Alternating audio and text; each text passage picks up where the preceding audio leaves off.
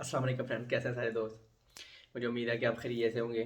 Friends, आज की video जो है मैं उन स्टूडेंट्स के लिए बना रहा हूँ जो 2020 में और 2021 में टेस्ट पास करने के बाद, स्किल टेस्ट पास करने के बाद अभी वेट करेंगे कोरियन वीज़े के लिए।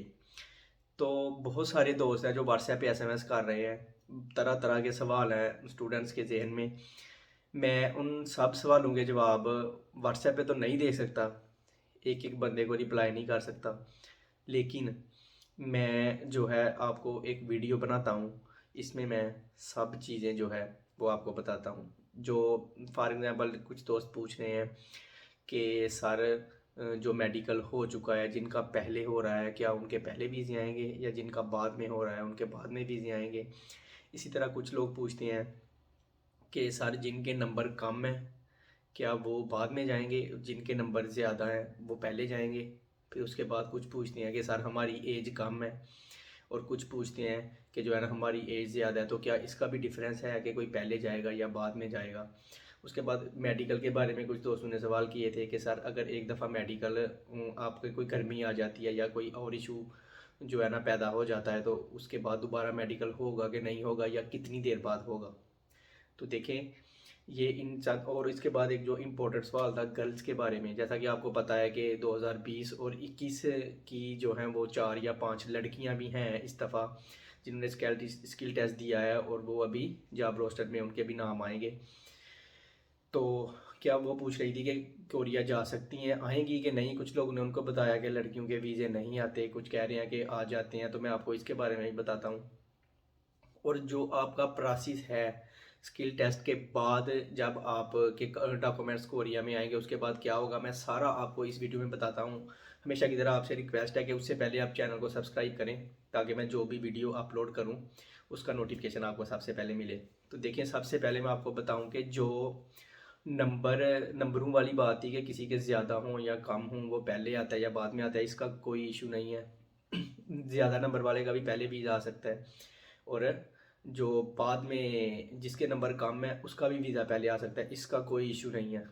और दूसरा जो मेडिकल की बात है, मेडिकल जो है ना आपका अगर हो गया है तो आप पानी वगैरह पिए, अगर गर्मी निकल आई है, गन्ने का रस जो भी है, ठंडी चीज़ें खाएं, संतरा वगैरह खाएं। उसके बाद आप थोड़ी देर बाद दोबारा टेस्ट करवाएं, एक नॉर्मल लेबॉर्ट्री से करवाएं, उसके बाद आप जाके फिर इस्लामाबाद करवाएं।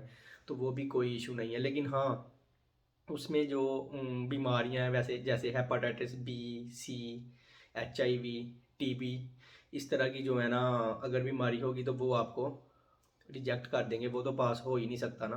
अगर इसके अलावा कोई छोटी मोटी गर्मी वगैरह हो तो वो आप क्लियर करके दोबारा पास करके अपने जॉब रोस्टर जमा करवा सकते हैं। और उसके बाद था जो कह रहे थे एज के बारे में, एज का भी कोई इशू नहीं है। हाँ, थोड़ा सा फ़र्क है कि जितने यंग लड़के होते हैं वो उनको ज़्यादा प्रेफर करते हैं, उनको ज़्यादा जल्दी वीज़ा देते हैं। लेकिन ये नहीं है कि जो ज़्यादा उम्र वाले हैं उनका वीज़ा ना आए, ऐसा नहीं होता। जब आप जॉब रोस्टर में आ जाओगे 39 साल से कम, तो आपको किसी भी वक्त कोई भी मालिक सिलेक्ट कर सकता है। और रही बात लड़कियों की, लड़कियों के बारे में मैं आपको बताऊं कि मैं जो लास्ट फैक्ट्री में काम करके आया हूं, उधर 2 पाकिस्तानी लड़कियां ऑलरेडी 5-5 साल का वीज़ा मुकम्मल करने के बाद पाकिस्तान जा चुकी हैं। वो भी E9 पे आई थी, इसी प्रोसेस के तहत, इसी तरीके से उन्होंने काम किया। और वो कंपनी वाले जो थे अभी तक उनकी तारीफ़ करते हैं कि भाई पाकिस्तानी लड़कियां जो आई थी उन्होंने बहुत ज़्यादा अच्छा काम किया था, और वो कह रहे थे कि और बुलाओ लड़कियां। लेकिन उस वक़्त जो है ना लड़कियां जॉब रोस्टर में है ही नहीं थी, तो हम उनको बता रहे थे कि भाई अभी नहीं है ना, तो आप जो है वो जो लड़कियां हैं वो हिम्मत ना हारें, अपना करके रखें।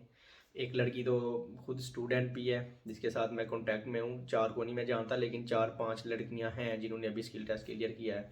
और उसके बाद जो मेन चीज़ है मैं आपको बताता हूँ कि आपके डॉक्यूमेंट्स जो हैं वो मेडिकल के बाद क्या होता है और वो कैसे यहाँ पे आते हैं। तो देखें, आपने सब दोस्तों ने एक ID बनाई होगी अपनी EPS टॉपिक की, उस पे आपकी सारी अपडेट वो जो है वो उस पे जो है ना अपलोड करते रहते हैं कोरिया वाले, वो डायरेक्ट ऑनलाइन बनती है। देखिए, सबसे पहले क्या होता है कि जब आपका मेडिकल क्लियर हो गया है, आपने रोस्टर जमा करवा दिया, आपकी फ़ाइल बन गई है, ओवरसीज़ वालों ने उसको कोरिया में भेज देना है, और आपकी ID पे आ जाएगा भेजना। भेजने के बाद क्या होता है कि आपके जो डॉक्यूमेंट्स हैं वो हंगुक सानोप इंडियो खोंगदान, जिसको HRD कहते हैं, उसमें आते हैं। उसके बाद वो आपके कागजात को वेरीफाई करते हैं, उसके बाद वो आपको इंजंग यानी कि मंजूरी दे देते हैं। जब मंजूरी आपकी हो जाती है, आपकी आईडी पे शुरू हो जाता है कि मंजूरी, मंजूरी के बाद फिर आपका टाइम जो है 1 साल का स्टार्ट हो जाता है। देखें, कई लड़के ऐसे होते हैं जिनकी मंजूरी 6 महीने नहीं होती, 8 महीने नहीं होती, साल नहीं होती, लेकिन जब उनकी मंजूरी होती है, मंजूरी होने के साथ ही अचानक से उनका इजरा हो जाता है, वीज़ा हो जाता है, वीज़ा आ जाता है। लेकिन कुछ लोग होते हैं जिनकी मंजूरी फ़ौरन हो जाती है भेजने के बाद, 3 4 5 दिन बाद, लेकिन वीज़ा नहीं आता। 1 साल फिर दोबारा वो अपना रोस्टर एक्सटेंड करवाते हैं, उसके दौरान वीज़ा आता है। तो उसके बाद जब आपकी मंजूरी होती है तो फिर आपके डॉक्यूमेंट्स लेबर कोड में आ जाते हैं, HRD में आ जाते हैं। फिर वीज़ा कैसे निकलता है कि जब एक मालिक कहता है कि जी मुझे एक बंदा पाकिस्तानी चाहिए, जितनी भी कोरिया में मालिक हैं वो लेबर कोर्ट में कहते हैं, तो आपकी फ़ाइल जो होती हैं वो बन के आ चुकी होती है लेबर कोर्ट में। तो फिर वो 4 या 5 बंदों की फाइल्स भेजते हैं फैक्ट्री में। जब कोई मालिक उसको सिलेक्ट कर लेता है कि ये भाई ये लड़का मुझे दे दो, तो वो फिर आपका इस तरह वीज़ा आ जाता है। तो ये सारा प्रोसेस है, इसमें किसी का कोई लेन देन या अमल दखल नहीं है, इसी यही सारा प्रोसेस है।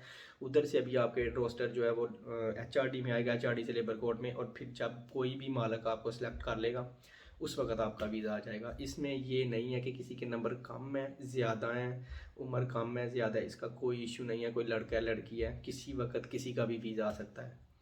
तो ये कुछ चंद चीज़ें दोस्तों ने जिन्होंने पूछी थी, ये मैंने उनको बता दी हैं। तो इसके अलावा भी अगर कोई आपने पूछना हो तो आप मुझे कमेंट कर सकते हैं, नंबर मैं अपना डिस्क्रिप्शन में लिख दूँगा। और यही थी आज की वीडियो।